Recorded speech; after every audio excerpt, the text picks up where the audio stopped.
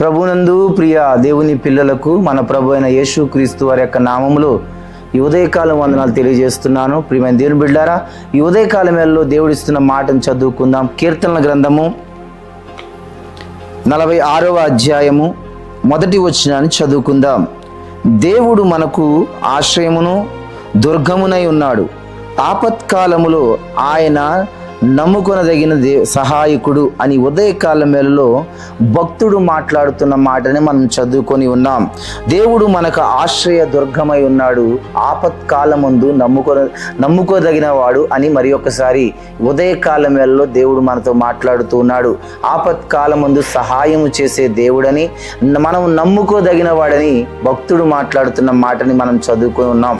ప్రియమైన దేవుని బిడ్డలారా, ఈ మాట ఈ ఉదయకాలం వింటున్న వాళ్ళారా, దేవుడు మనకు ఆశ్రయ దుర్గమై ఉన్నాడని తెలియచేస్తున్నాడు. కనుక ఈ రోజు వరకు, ఈ క్షణం వరకు ఎటువంటి అవసరతల చేత, ఎటువంటి అక్కర్ల చేత నువ్వు ఉన్నావు కానీ ఆశ్రయ దుర్గమైన యేసుక్రీస్తుని నువ్వు ఆశ్రయించగలిగితే నీకు సహాయం చేయగలిగిన వాడు ఆయన ఒక్కడే.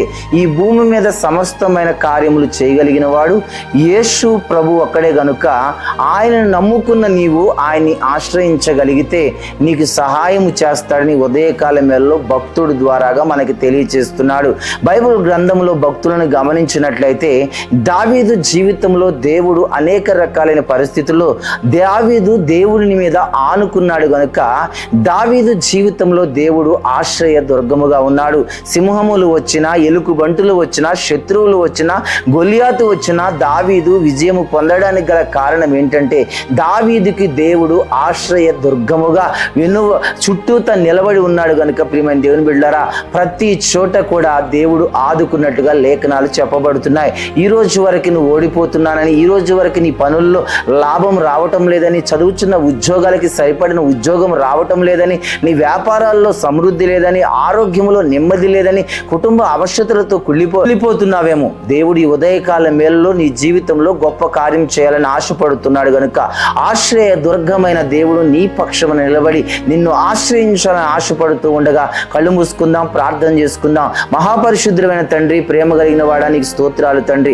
ఆపత్కాలమందు ఆశ్రయ దుర్గమునని చెప్పి ఉన్నావు ప్రభా, నమ్ముకొనదగిన దేవుడు అని చెప్పి ఉన్నావు ప్రభా. ఇదిగో మాకు దుర్గమై ఉన్నానని చెప్పిన దేవుడు. కనుక నీ బిడ్డలు ఈ ఉదయకాల మేళలో ఈ మాటలు వింటున్న ప్రతి కుటుంబాల్లో ప్రభా, ప్రతి బిడ్డలో మీరు తోడై ఉండి ఆశ్రయ దుర్గముగా ఉండి ఆదరించి, ప్రేమించి, కృప చూపి, కరుణతో నీ బిడ్డల్ని ఎత్తిపట్టమని ప్రార్థిస్తున్నాను. ఏ సమయానికి ఏం కావాలో, ఏ రోజుకి ఏం కావాలో నీ బిడ్డలకు సమస్తమును దయచేయమని నాయన. కన్నీటితో ఉన్నవారికి సంతోషం దే, బాధలతో ఉన్నవారికి విడుదల కలగజేయి, కుటుంబ వేదనతో నలిగిపోతున్న విడుదల కలగజేయి, అసమాధానంతో ఉన్నవారికి విడుదల కలగజేసి ఈ రోజు పెళ్లి రోజు, పుట్టినరోజు ప్రతి కుటుంబ సభ్యులకు మీ దీవెనలు, మీ ఆశీర్వాదాలు నిండుగా కలగజేయమని యేసుక్రీస్తు నామములో ప్రార్థించి వేడుకొనుచున్నాము తండ్రి.